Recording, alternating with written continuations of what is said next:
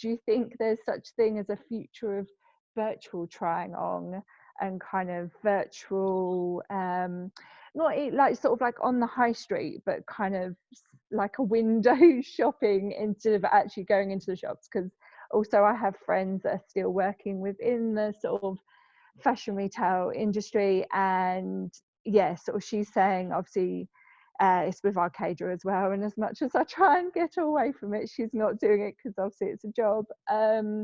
But yeah, sort of she's saying she probably won't go back for a while because her shop's quite small.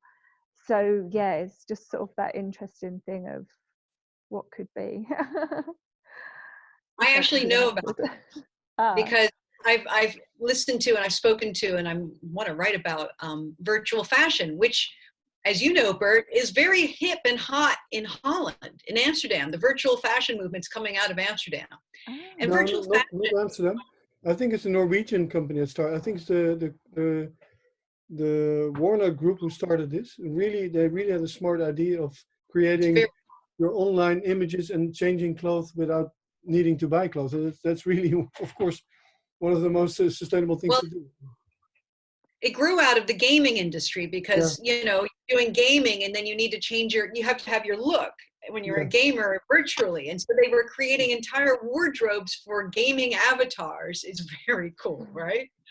And and then there's students who are trying to, at places like St. Martin's and other fashion schools, are doing virtual collections, and they're trying to figure out the way to merge these two ideas of the gaming virtual fashion and fashion as we shop.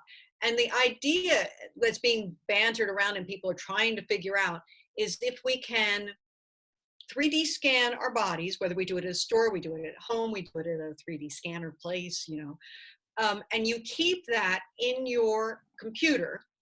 And it's kind of like our own virtual home version of what digital couture clients had, like Christian Dior and Chanel in the 1930s and 40s, where they had their mannequin that's up on the shelf. You still see like Marlene Dietrich's mannequin, and they kept the mannequin based on her measurements. And so she would order up a suit and then they'd make it on the mannequin that was based on her shape.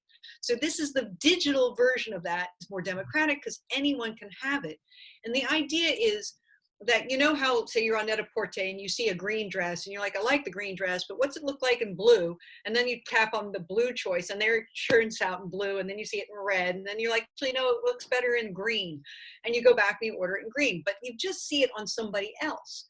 Well, in theory, you'll be able to take your digital 3D shape, meld it with that try-on thing, see what that dress looks like on your body through virtual fashion. And if it looks terrible, like the length is wrong, you go, it's not working on me, or the arms aren't working, or the neckline isn't right, and you can see, and you don't order it. So there's it cuts through this whole problem in e-tailing of the returns.